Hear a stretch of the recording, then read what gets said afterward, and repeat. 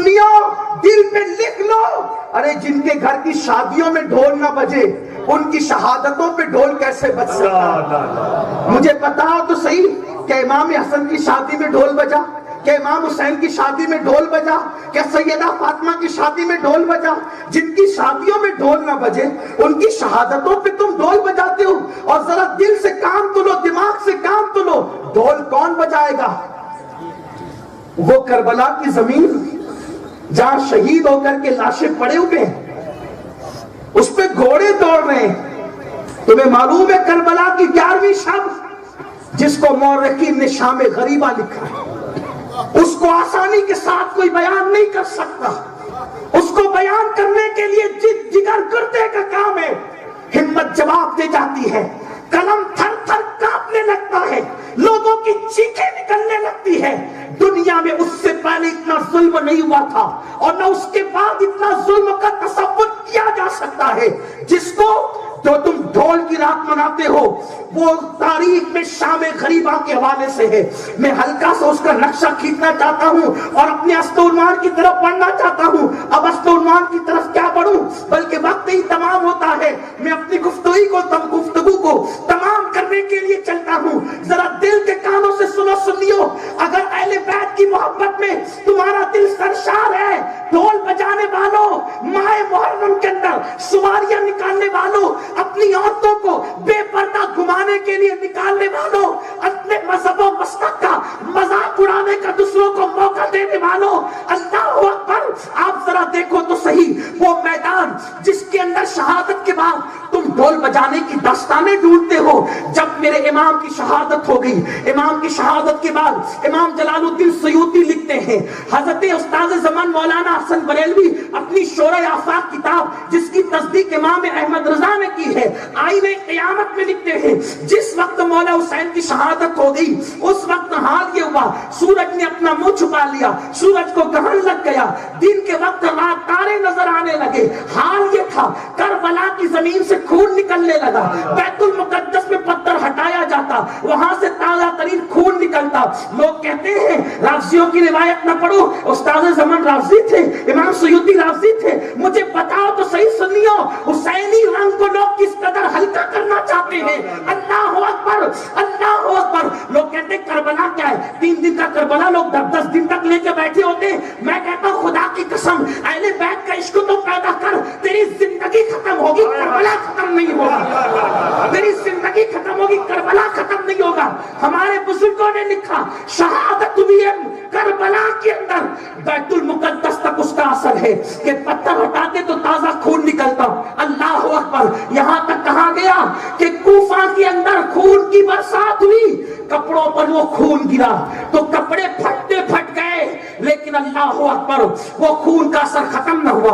امام سیوطی لکھتے ہیں، یہ جو شفق نظر آتی ہے روزانہ شام کے وقت، امام حسین کی شہادت کے وقت جو سرخی تھی وہ چھٹتے چھٹتے چھٹی، آج بھی خون حسین کی لالی تمہیں شفق پر نظر آتی ہے، تمہیں شفق کی شکل میں افق پر نظر آتی ہے۔ یعنی کوئی کربلا منائے نہ منائے، قدرت آج بھی کربلا کا اظہار کر رہی ہے شفق کی سرخی کے ذریعے سے۔ اللہ اکبر! یہ تو اپنی جگہ نشانیاں ہیں، لیکن جس رات تم ڈھول بجاتے ہو، عورتوں کو لے کر مینوں میں نکلتے ہو، اس رات سید ذاتیوں کا حال کیا تھا، جن کے گھر میں اجازت کے بغیر جبریل نہ آئے، جن کے دروازے سے 2 مرتبہ اسرائیل چلا جائے، جس کے دروازے پر جبریل سوالی بن کر آئے، جس کے دروازے پر اللہ اکبر آ کر کے اقطاب اوتاد اور اولیاء سر تسلیم خم کر دے، جس کے ذروں کے، جس کے قدموں کے ذرات عرش مکین ہو۔ اللہ اکبر!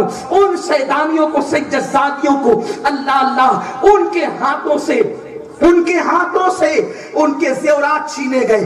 سیدہ سکینہ سلام اللہ علیہا کے کان سے اس طریقے سے بالیاں نوچی کہ وہ کان کی دونوں لو کٹ گئی، اور بچی نے، اس شہزادی نے جب چیخنا شروع کیا کہ میرے ساتھ کیا ظلم کرتے ہو، کہا کہ ہم اہل بیت ہیں، ہمارے ساتھ کیا ظلم کرتے ہو، تو بچی کے، شہزادی کے گال پہ تماچے لگائے گئے۔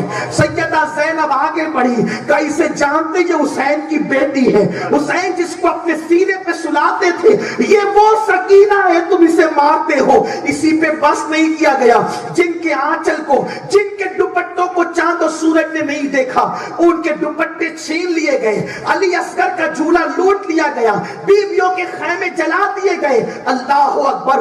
ایک یزیدی لشکر کا شخص کہتا ہے بڑی ندامت کے ساتھ، جس وقت آل محمد کے خیمے میں آگ لگا دی گئی، اس وقت میں نے دیکھا ایک خوبصورت خاتون تھی جو آگ پہ چل کر خیموں میں جاتی اور خیمے سے نکل کے باہر آتی۔ اللہ اکبر۔ میری مائیں اور بہنیں بھی سنیں، سواریوں پہ جا کر ڈھول تاشوں کی محفل میں شرکت کرنے والی میری بہنیوں، روح زینب تمہیں پکار پکار کر دعوت فکر دے رہی ہے، ذرا کچھ تو سوچو، کچھ تو غور کرو۔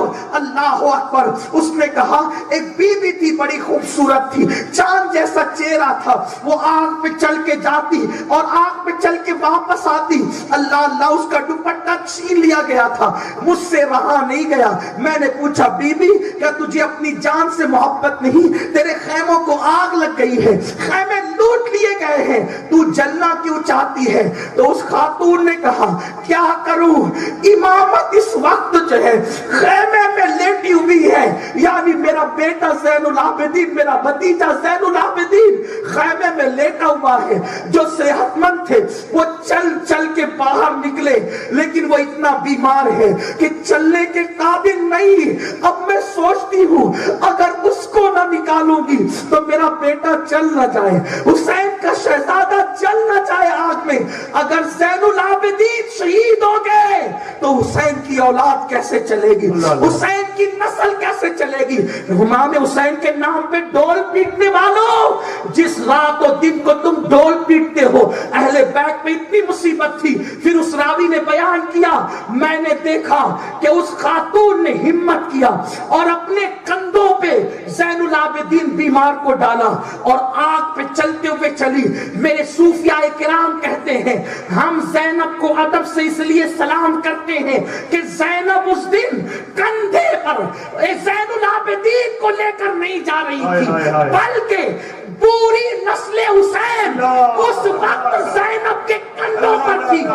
زین العابدین کی شکل میں باقر زینب کے کندھے پر، جعفر زینب کے کندھے پر، موسیٰ کاظم زینب کے کندھے پر، علی رضا زینب کے کندھے پر، حسن عسکری زینب کے کندھے پر، تقی نقی حسن عسکری، امام مہدی، بلکہ شاہ برکت اللہ، کریم نواز، مکتوم اشرف، وارث دیوا، جتنے حسینی سید ہیں وہ سب زینب کے کندھے پر ہیں۔ گویا کہ زینب زین العابدین کو نہیں بلکہ 12 اماموں کی امامت کو، ولیوں کی ولایت کو بچا کر لے جا رہی ہے۔ اس وقت تم ڈھول بجاتے ہو، اس وقت تم ڈھول بجاتے ہو، ٹھیک ہے، اگر تم ڈھول بجاتے ہو ان علماء اور سادات کی موجودگی میں، پھر آج بھی ہمت کر کے میں تم کو ڈھول بجانے کی اجازت دے دوں، ٹھیک ہے، ڈھول بجانے کا شوق ہے، میں تم کو اجازت دیتا ہوں، اب تم کو کوئی منع نہیں کرے گا۔